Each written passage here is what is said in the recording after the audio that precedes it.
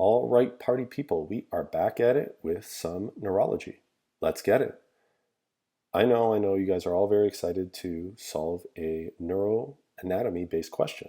Don't worry, don't freak out. We're going to go through this together. It's going to be okay, I promise. So, first and foremost, on the left, we have a stylized image of the deepest part of the brain, as well as a little bit of anatomy indicators for different aspects of that diagram. On the right, we have a blue arrow showing us a particular part of the brain. Now, in terms of the vignette, we have a 55-year-old dude with disorientation, increased GGT, and he tells you that he likes to party.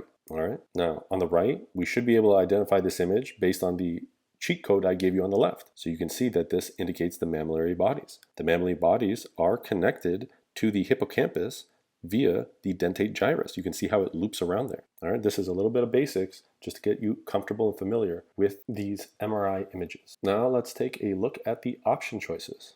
And mammillary bodies is not in the list. What are we going to do? So take a moment. What is your answer going to be? 3, 2, 1, peekaboo. That's right. Correct answer is thalamus. All right. So first and foremost, we got a dude with an elevated GGT. Now, just for your information, GGT spikes with acute alcohol intake. You have to know this for your licensing exams. You could also get a teenage girl that went to a party and then is drunk, brought to the emergency room, and also you'll have elevated GGT as the correct answer to a question if they were to ask which of the following lab values would be elevated. This is even after alcohol has been metabolized. GGT can stay elevated for a few days. This guy is obviously consuming alcohol. Now, whether he's acutely intoxicated or going through withdrawals, he could be experiencing delirium tremens, alcoholic hallucinations, or Wernicke encephalopathy. Now, even if your neuroanatomy isn't great, if you look at the MRI, the arrow is pointing to the structure of mammillary bodies. This is classic for Wernicke encephalopathy. He is acutely confused. Just from the vignette alone, you should already be thinking about Wernicke. So let's break it down. Wernicke-Korsakoff syndrome is caused by vitamin B1 deficiency, B1 aka thiamine. This is classic in alcoholics. Now, alcohol doesn't directly inhibit the thiamine absorption or anything of the sort. People fill their calories up on alcohol. Alcohol is 7 kilocalories per gram, and alcoholics tend to neglect real food sources such as protein and carbs, which are 4 kilocalories per gram. They eventually develop nutritional deficiencies, especially B vitamins. B vitamin being a water-soluble vitamin. Fat-soluble vitamins stay in the body much longer.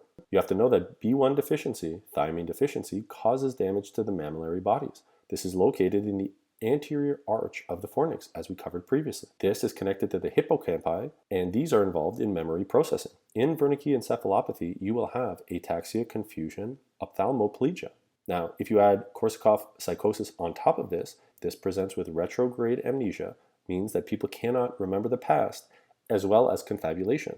They make things up, meaning that if you ask the guy, hey, where did you get those shoes? He can't actually remember. So he might make up a story to say, oh, my mom gave them to me, 2 months ago. Come back 25 minutes later, be like, hey, where'd you get those shoes? And then you say, oh, I inherited them from my dad after he died in the war, and so on and so forth. He'll continue to make up stories that don't really connect, that are not based in reality. When you combine Wernicke and Korsakoff, that's right, you got Wernicke-Korsakoff syndrome. Now, first and foremost, you always have to remember that if they give you something related to Wernicke-Korsakoff, of course, you have to be able to connect it to mammillary bodies. That's the highest yield structure in your brain for this question. However, there's a trickier part to this question, meaning that if, like I did, they did not give you mammillary bodies, the correct answer will be thalamus, specifically the medial dorsal nucleus. That's also classically affected in Wernicke-Korsakoff syndrome.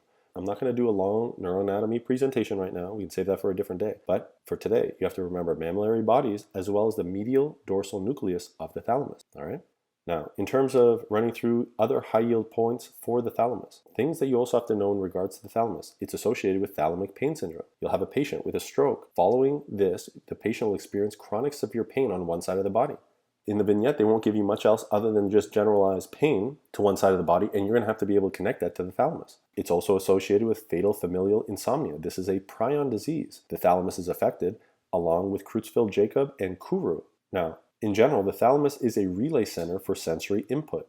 Think spinothalamic tracts for pain and temperature. All right, let's touch on these other option choices and run through them. Starting with the hypothalamus. This is a major source of endocrine regulation. It releases GHRH, CRH, TRH, GnRH. You have to remember, very important point and high yield for your licensing exams, that dopamine inhibits prolactin. Also, oxytocin and vasopressin are stored in the posterior pituitary. As far as the optic chiasm, This is impinged in pituitary tumors. What will be the result is bitemporal hemianopia, and he has no peripheral vision. Now, it wasn't relevant here because the pituitary was not involved. Next up, we have pineal gland. This secretes melatonin, associated with your sleep cycle, located between the thalamus hemispheres and epithalamus. In the case of a pinealoma, this is perinode syndrome, where you'll have vertical gaze palsy. This is seen in pediatrics and involves the superior colliculus. This is due to compression. Next up, the superior olive. This is part of the auditory relay pathway, not relevant here, just another fun piece of anatomy. So the key takeaway is, in an alcoholic patient with at least Wernicke encephalopathy, he's confused, GGT is elevated, and mammillary bodies are affected. But for bonus fun points, you can also connect the thalamus to such a question, specifically the medial dorsal nucleus. This is also damaged in Wernicke-Korsakoff syndrome. All right, that's it for this one. Go crush it.